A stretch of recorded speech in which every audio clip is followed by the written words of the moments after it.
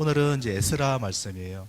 에스라가 어떤 말씀인지 혹시 아는 사람 한번 손 들어볼까요? 조금 생소해요, 그죠? 그래서 제가 고민을 하다가 에스라 말씀을 어떻게 하면 여러분들이 전체 그림을 그리고 말씀에 집중할 수 있을까를 고민하다가 제가 동영상을 하나를 준비를 하게 됐어요. 그 동영상은 성경 에센스라는 동영상인데 이번 주와 다음 주에 제가 편집을 해서 2회차에 걸쳐서 말씀을 나누게 될 텐데 한번 보고 또 말씀을 들어가면 좋을 것 같아요. 한번 보겠습니다.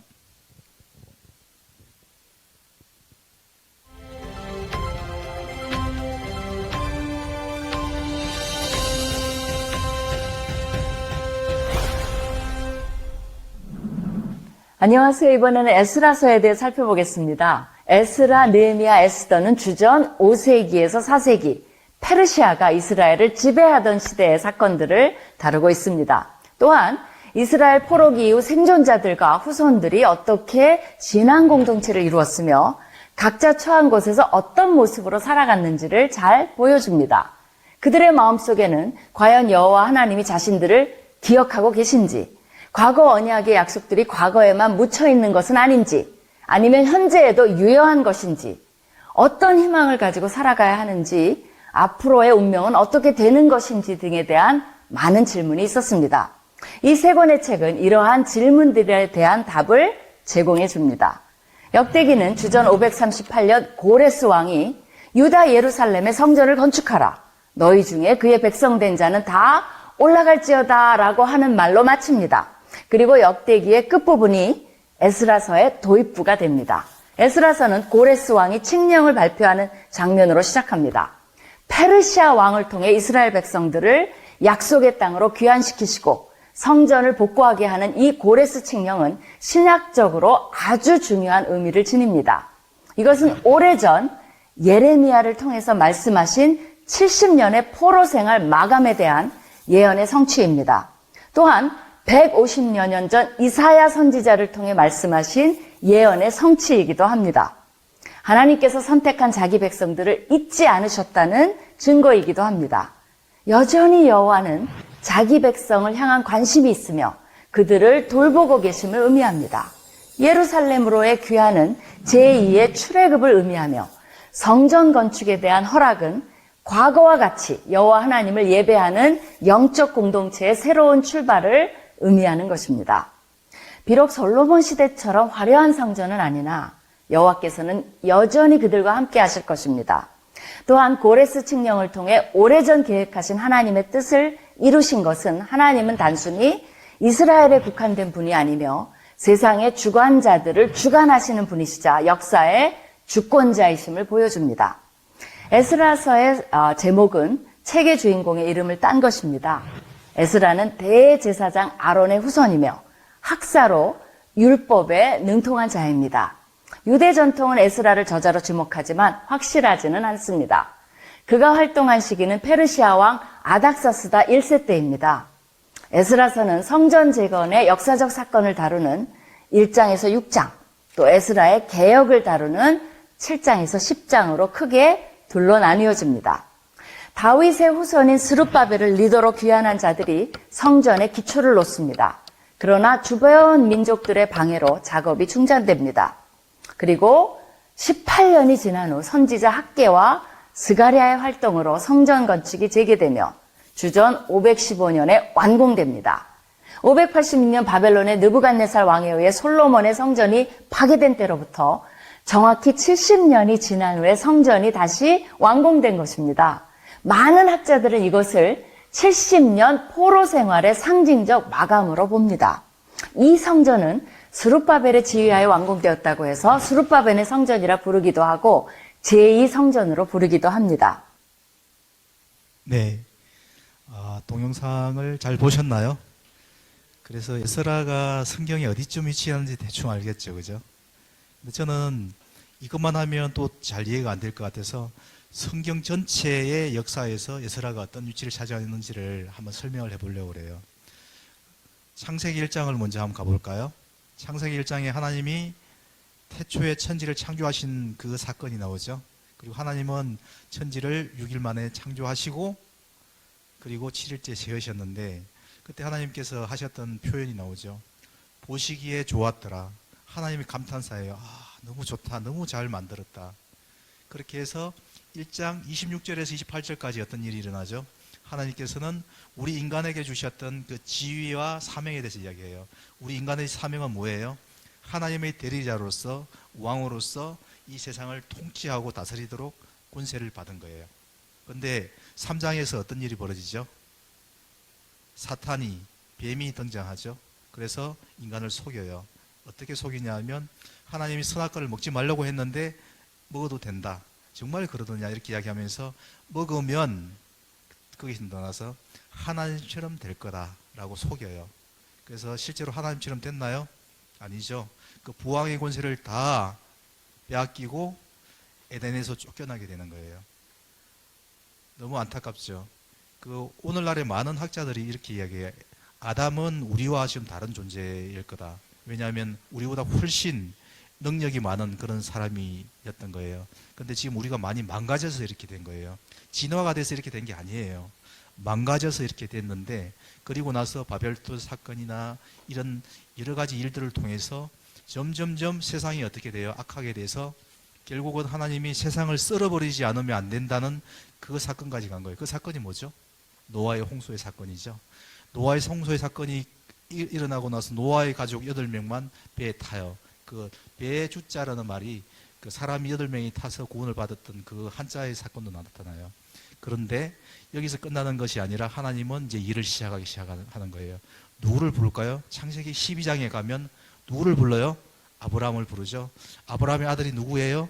이삭이고, 이삭의 아들이 누구죠? 야곱이죠. 야곱을 나중에 하나님께서 이름을 바꿔주시는데 그 이름이 뭐예요? 이스라엘이에요. 이스라엘, 하나님과 겨루어 여긴 자.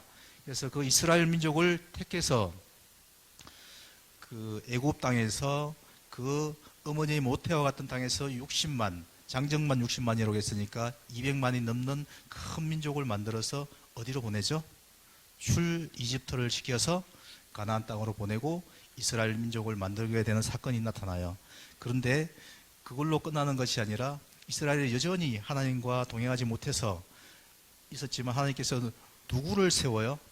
2명의 위대한 왕을 세우죠. 한 사람은 누구예요? 다윗 왕. 이스라엘의 2번째 왕이지만 초대 왕이나 마찬가지예요. 이 다윗 왕을 세워서 메시아 왕국에 대한 큰 그림을 보여주는 거예요. 그리고 성전을 지을 준비를 하게 되고 그 아들 솔로몬을 통해서 성전을 건축해요. 그렇지만 여기서 우리가 결정적으로 어떤 사건이 벌어져요?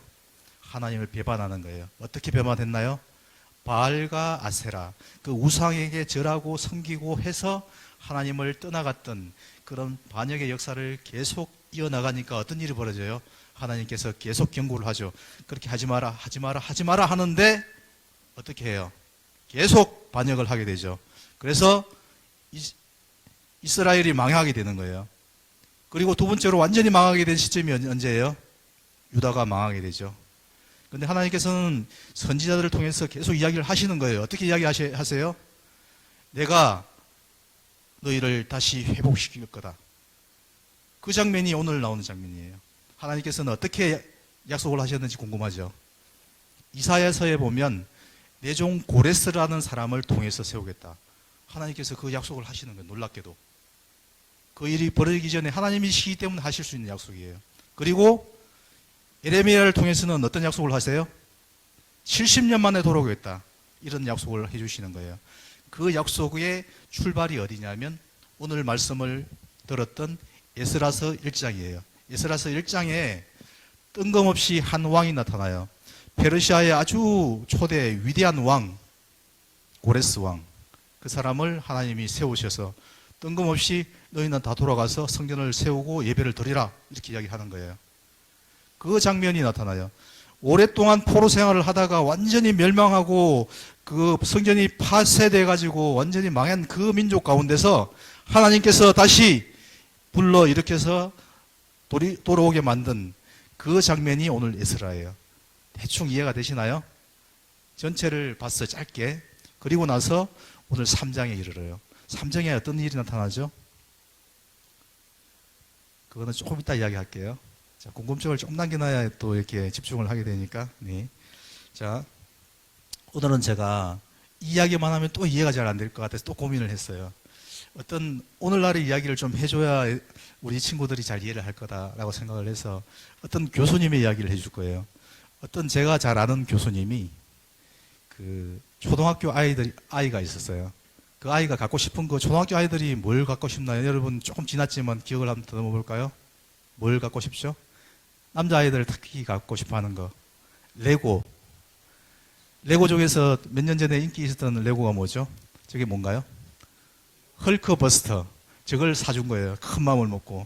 좀 거금을 투자를 했어요. 사줬는데, 저도 사준 적이 있어요, 저걸. 네. 근데, 그거 사주니까 그 교수님이 퇴근해 오면 그 아이가 너무 아빠를 좋아해가지고 맨날 쫓아가가지고 아빠 사랑해요 이렇게 하는데 그날은 있잖아요. 그 아이가 그걸 사주자마자 계속 그걸만 조립을 하고 있다가 아빠가 왔는데도 모르고 계속 조립만 하는 거예요. 저녁도 안 먹고 조립을 하는 거예요. 그래서 다 조립을 하고 그걸 들고 거실로 나와가지고 거실 장식장에 딱 올려두고 그 창세기 1장 방금 이야기했죠. 어떤 이야기했나요? 하나님이 태초에 천지를 창조하시고 보기에 좋았더라 이렇게 하는 그 표정으로 있잖아요. 그걸 보고 너무 좋다고 이렇게 하고 마음을 이렇게 가지고 있었어요. 그 다음날 아침이 됐어요. 교수님이 이제 아침에 일찍 일어나가지고 출근하려고 막 서둘다 보니까 사고를 치고 말았어요. 어떤 사고인지 짐작하실까요? 장식장에 손을 잘못해 그걸 헐크버스트를 친 거예요. 그래서 바닥에 툭 떨어진 거예요. 근데 그 헐크버스트가 어떻게 됐을까요? 3등분이 나버린 거예요, 이렇게. 그 교수님이 너무 마음이 불안해가지고 이걸 어떻게 막 조립을 해보는 거예요. 근데 조립을 하려고 하는데 잘 안 되잖아요. 조각이 더 떨어지고 막 더 망가져 가는 거예요. 그래서 생각하다가 그 상자를 갖다 놓고 새 덩어리를 그냥 다 집어넣고 이제 저녁에 와서 보겠다고 이제 갔다가 퇴근을 한 거예요. 그래서 이제 아들 앞에 두렵고 떨리는 마음으로 나간 거예요. 죽으면 죽으리라 이런 마음으로 나간 거예요. 나갔는데 그때 뜻밖의 놀라운 이야기를 듣게 되는 거예요. 그 아들이 있잖아요. 복음을 이야기하는 거예요. 어떤 복음인지 알아요? 아빠 너무 걱정하지 마세요. 제가 이걸 만들었잖아요. 제가 가서 고쳐올게요. 그러는 거예요. 근데 좀 반신반의하면서 있는데 그 아이가 들고 이제 설계도를 들고 와가지고 그걸 다시 조립해서 5분 만에 툭툭툭 하더니 나와서 탁 보여주면 아빠 내가 걱정하지 말라고 그랬잖아. 이렇게 이야기하는 거예요. 제가 왜 이야기를 했을까요? 그 아이도 레고를 졸업한 아이도 있잖아요. 내가 만들었으니까 고칠 자신이 있다는 거예요. 근데 우리 하나님하고 비교를 해볼까요? 그 아이하고는 비교가 안 되죠. 우리를 만드신 세상을 창조하신 하나님이 이스라엘의 그 망가진 그 현장 가운데서 답을 주실 수 있을까요? 없을까요? 오늘 그 이야기를 한번 들어가 볼게요. 자, 다음 또 제가 요거 이제 두 번째로 제가 준비한 거고요. 세 번째로 준비한 거 한번 보여주세요. 세 번째가 뭐냐면요. 제가 여러분한테 미안해요. 한번 읽어볼까요? 시작. 0.0000001 곱하기 무한대는 답이 뭘까요? 자, 답을 한번 보여주세요. 무한대. 그냥 무한대에다가 숫자가 크든 작든 곱하면 다 무한대가 되는 거예요. 이해하셨어요?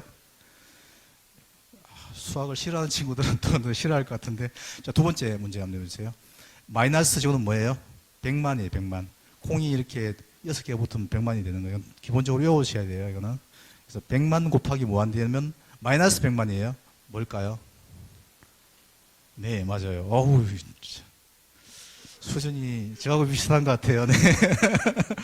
네, 마이너스 무한대예요. 제가 뭘 이야기하려고 하냐면 무한대는 누구냐면 하나님이에요. 하나님의 능력은 무한대예요. 우리가 능력이 마이너스 0.00001이 중요한 게 아니에요. 100만이 중요한 게 아니고 그 크게 상관없이 영원히 무한대가 되는데 마이너스가 붙느냐 플러스가 붙느냐에 따라서 마이너스 무한대로 작용할 수도 있고 플러스 무한대로 작용할 수 있다는 것을 보여주기 위해서 이야기를 한 거예요. 이 이야기를 왜 했을까요? 나중에 그것도 설명해 드릴게요. 네. 이제 본문으로 들어가 볼게요. 오늘 본문을 보면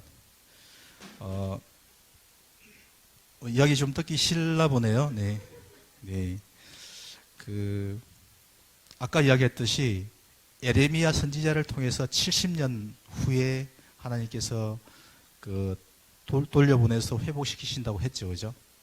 그 장면이 오늘 나와요. 그래서 이제 그 스룹바벨이라고 그래서 1차 교환을 통해서 백성들이 돌아온 명단들이 다 나오거든요. 그래서 돌아와서 보니까 어땠을까요? 황폐했죠.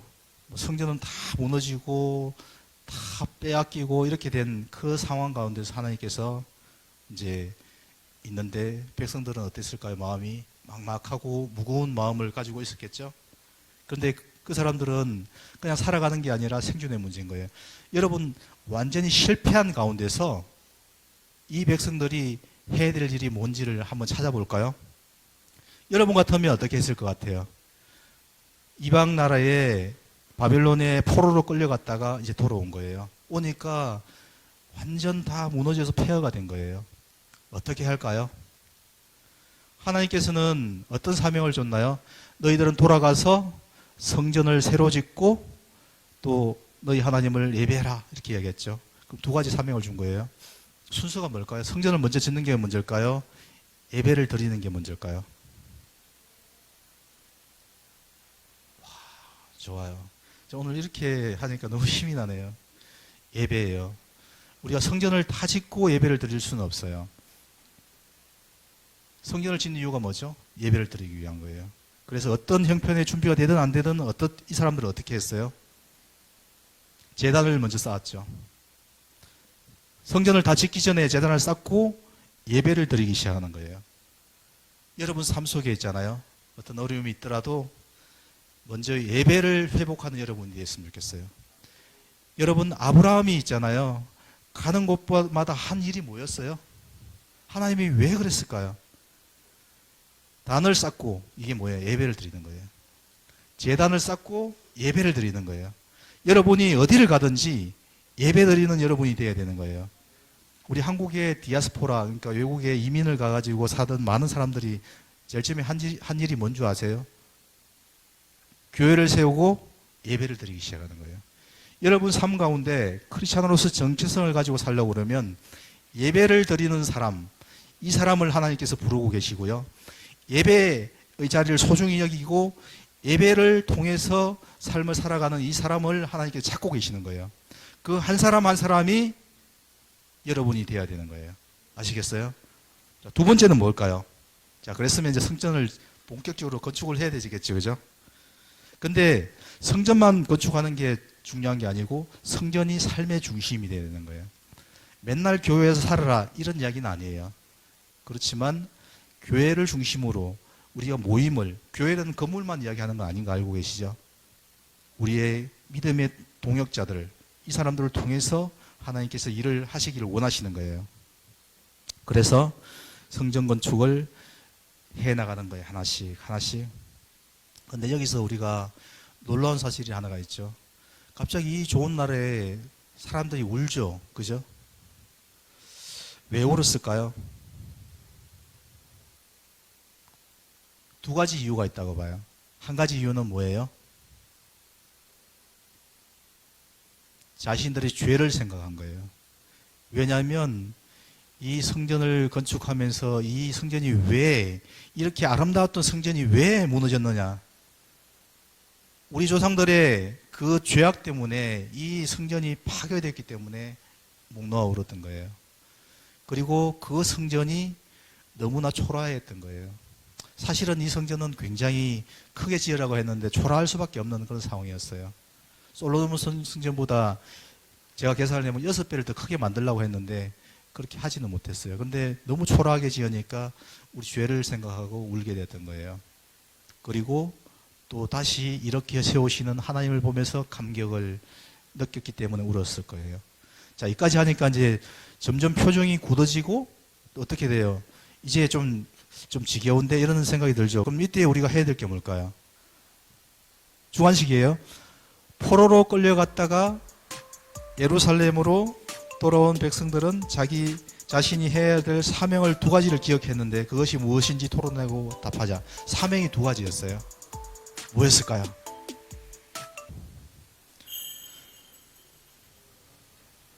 2번이 조금 더 난이도가 있어요. 자, 그리스도인이 실패의 자리에서 회복하기 위해서, 아직 오늘 제가 답을 정확히 안 알려줬어요. 사실은 좀 이따 갈 거예요. 가져야 할 삶의 태도를 오늘 말씀을 토대로 토론해보고 두 가지를 기록해보자. 제가 좀 이따가 설명을 해줄 거예요. 그거는. 근데 그거는 1번하고 연관이 돼 있어요. 다시 이제 결론을 한번 지어볼게요. 이스라엘은 하나님께서 주신 두 번째 기회가 뭐였죠? 처음에는 선악과를 따먹고 또 죄를 지어서 노아홍수를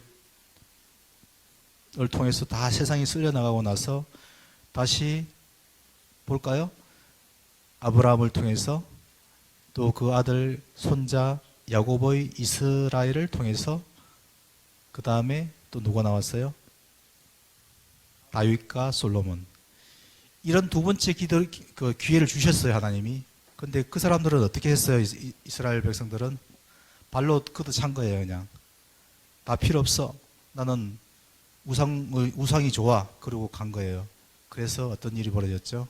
오늘 이런 처참한 일이 있었는데 하나님 거기서 머물지 않은 거예요. 하나님 어떻게 해요? 약속대로 다시 귀환을 시키는 거예요. 근데 참 너무 초라하고 눈물이 날 정도로 옛날 영광에는 비교가 되지 않아요. 그렇지만 그 400년 후에 어떤 일이 벌어졌죠? 예수님께서 진정한 성전을 이루시고 구원의 문을 열어주시는 거예요.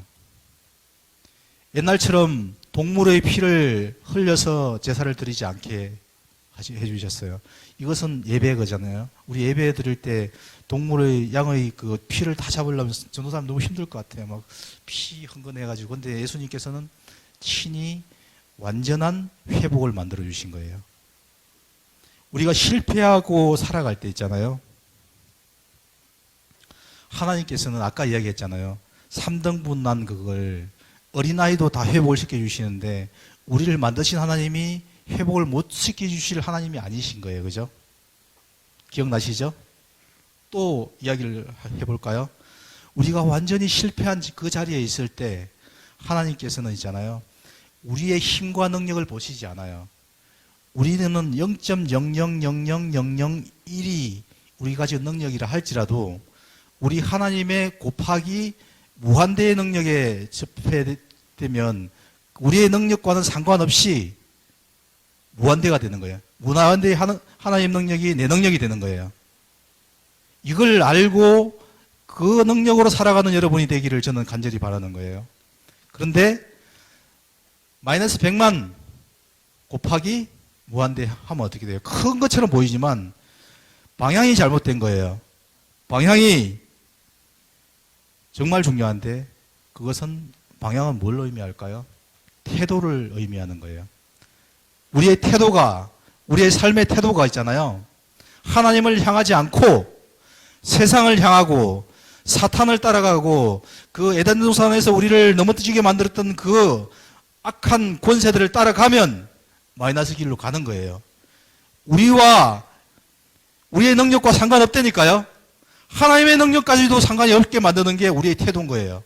우리의 태도는 플러스 태도를 가져야 되는데 그 태도를 가지는 그 두 개의 시금석을 제가 지금부터 말씀드릴 거예요. 그게 오늘의 두 번째 질문이었어요. 첫 번째는 뭔가? 예배자인가? 여러분 예배자세요? 그러면 성공하는 거예요. 예배의 삶을 사는 것이 뭐예요? 예배자로 살아가는 거예요. 여러분 오늘 이 자리에 앉아서 예배 드리는 거 이것도 굉장히 중요한데요. 이거보다 더 중요한 게 뭔지 아세요? 이 예배 자리가 끝나고 월요일부터 삶의 자리에서 드리는 이 예배, 하나님을 인정하고 하나님을 따라가는 이 예배를 드리는 여러분이 됐으면 좋겠습니다. 이것이 여러분이 플러스인지 마이너스를 결정해 주는 거예요. 세상 사람들한테는 이게 없어요. 근데 여러분들한테만 허용된 거예요. 정말 중요한 거예요. 두 번째는 뭘까요? 성전 중심으로 살아가는지. 교회에만 맨날 나오라고 이야기하는 게 아니에요. 내가 있는 곳에서 하나님을 찾는 것. 예배자의 삶하고 비슷한 것처럼 보이지만 다른 거예요. 하나님을 중심으로 살아가는 게 성경 중심으로 살아가는 거예요. 지금은 있잖아요. 여러분이 성전이에요. 예수님께서는 여러분을 성전으로 지으셨거든요. 그런데 여러분이 성전이 되게 하는 조건이 뭔지 아세요? 뭘까요? 굉장히 중요한 거라서 물어보는 거예요. 여러분이 성전이 되려면 뭐가 있어야 될까요? 여러분 속에 하나님이 와 계셔야 되는 거예요. 성령께서, 정확히 이야기하면 성령께서 여러분 속에 임재하게 되어 있어요. 여러분이 성전이 되는 순간 세례를 받거나 하나님을 영으로 만났을 때, 쉽게 이야기하면 예수님을 믿기로 결단했을 때, 여러분은 성령께서 여러분에게 오시는 거예요. 그것이 성전인 거예요. 오늘 이야기하는 이 성전, 이거는 초기 모델인 거죠. 궁극적인 모델은 우리에게 있어요. 우리는 구약에 살지 않고 신약에 살고 있는데 누구의 은혜로? 예수님께서 완벽하게 만들어 주신 그 은혜로 말미암아서 여러분은 이 성전이 되는 거예요. 이게 얼마나 귀한지 잘 모를 거예요. 나중에 천국 가면 이게 정말 귀했구나 이렇게 알게 될 거예요.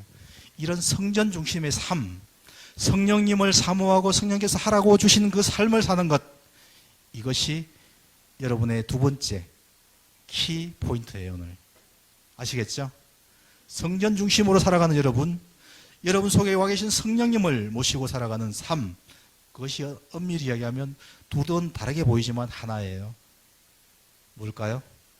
예배자로 사는 삶이에요. 이해가 될 듯 말 듯 하나요? 이해가 잘 되기를 기도할게요.